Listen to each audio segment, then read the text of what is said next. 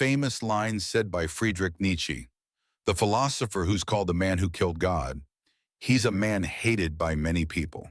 Philosophers in pretty much every church, mosque, temple, which knows about him and his quote, and loved by many people interested in philosophy. But who is he? Why did he turn out like this? Is he really that bad that so many people hate him? And most importantly, what does he mean when he says God is dead?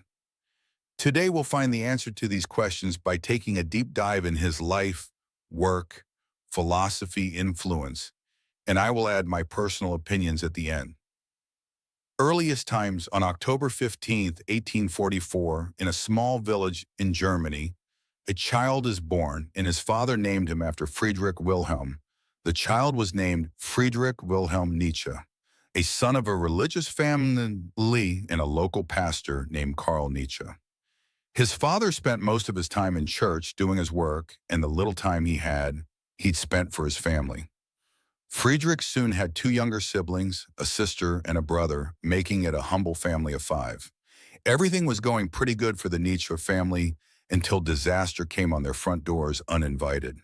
Friedrich's father was diagnosed with a brain illness, which was painful and towards the end left him paralyzed. And all this was observed by Friedrich on a personal level. Let me remind you that Friedrich was only 4 years old, watching his father suffer the deadly illness. And soon his father had died from it. After the passing away of his father, he was left in a terrible state of mind when another disaster struck. His younger brother, named Ludwig, had died soon after his father. Even after all this, Friedrich tried to stay positive with life and went on to excel at his studies and later started learning Christian theology. It seemed like Friedrich was following on his father's footsteps and was soon going to become a pastor just like him. But then questions started to pop up in his mind. The most important question being, if God is all loving, then why did I suffer? Why did my father as a pastor suffer?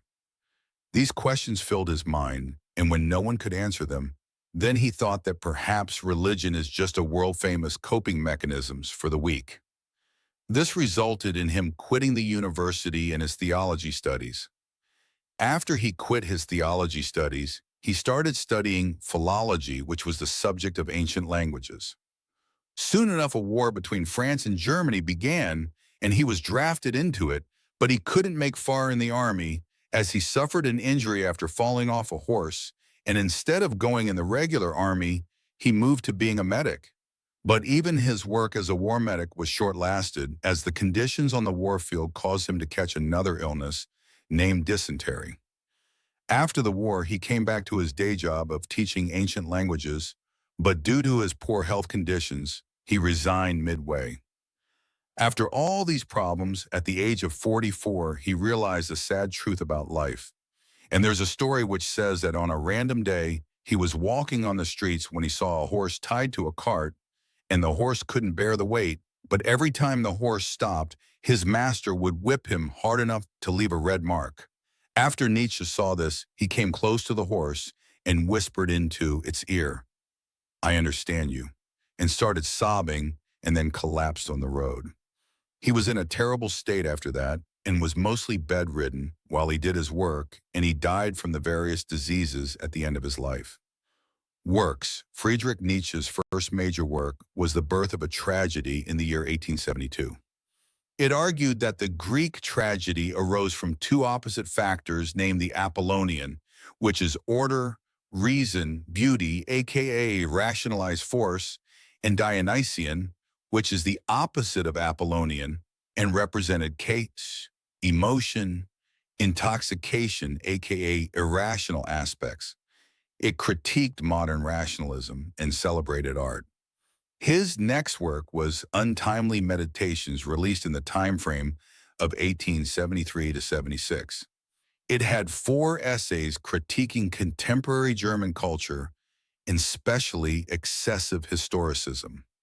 The biggest turning point of his works came with Human, All Too Human, where he attacked and dismantled the ideas of metaphysics and religion with pure science and psychological analysis of people who were deeply religious.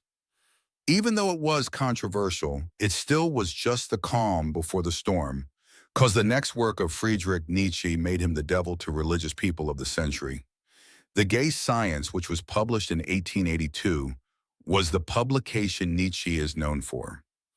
It has the world-famous passage, The Death of God, where Nietzsche officially claimed that the need for religion is dead, and thus, so is God. It talked about the collapse of traditional values and beliefs and the rise of new personal ideas in a secular world. This is where the phrase "God is dead and we have killed him" came from. His next publication was his most celebrated work, named Thus Spoke Zarathustra. It introduced and pushed key concepts such as Übermensch, aka Overman, which was an ideal of a life-affirming and self-created man who transcends the conventional smaller morality completely. Another concept was the will to power, which was the fundamentally present drive in all beings to do better, to grow, improve, and self-overcoming.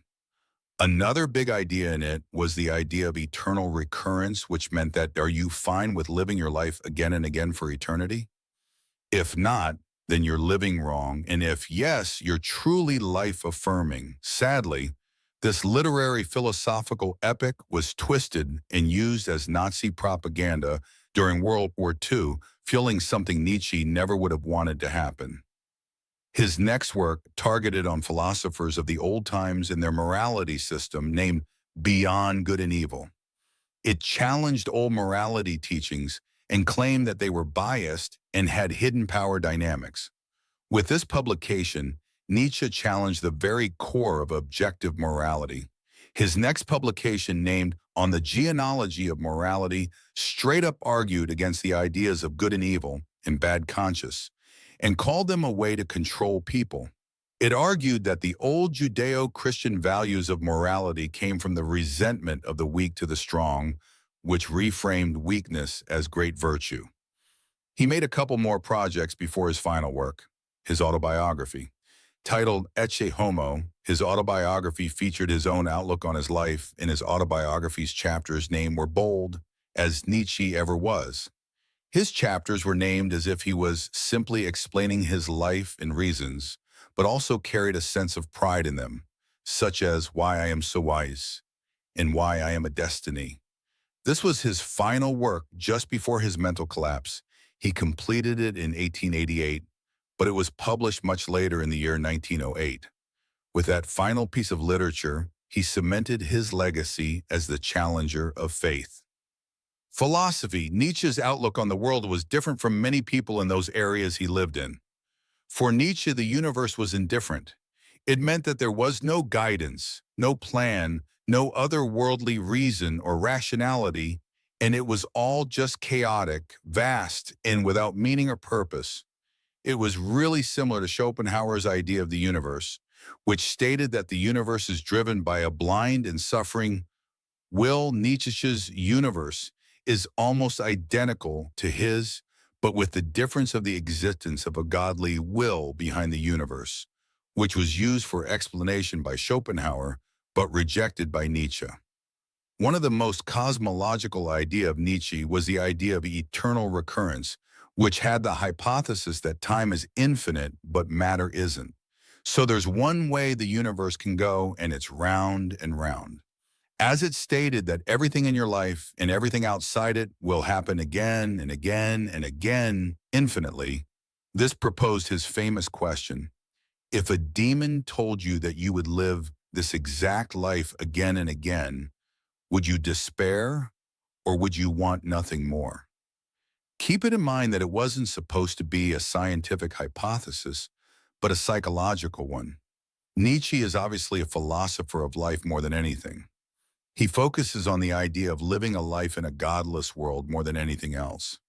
He had written about many ways to live, but firstly, we'll talk about fundamentals of life according to him. Nietzsche believed in something which is called the will to power. According to Nietzsche, the will to power was the fundamental drive of humans towards growth, self-overcoming, and creative expression. He believed it was the instinct to become more than you are. When it comes to morality, Nietzsche had explained it with two types: master and slave morality, where master morality was aristocratic and slave morality was more Judeo-Christian. In master morality, the distinction between good and bad was that good meant strong, resilient, life-affirming, while bad meant weak and pitiful, not necessarily evil, just weaker. While slave morality also had the distinction between good and evil, it made clear that it wasn't about being lesser or higher, as it first defined evil as the powerful and then defined good as the opposite of everything bad. Slave morality was created from ressentiment, aka resentment, first turned inward and then projected outward as moral judgment. My thoughts. I am an admirer of Nietzsche's courage to say what he believed in while in a religious society. I agree that religion shouldn't blind people, and nowadays it's used as a method to gain control on people. But I also think that religion, and most importantly God, was supposed to transpire hope. And it's not the fault of how it was made, but rather how people shaped it into their own propaganda. I believe every man should have his own philosophy towards life, but the hope which religion stood for should also be praised, and in an actually good society, the mix of individual philosophy and religious morality should exist as it gives simple ground rules to the subjective morality. The need for a creator is dead, but people still want a righteous father who's also just trying to make the world better.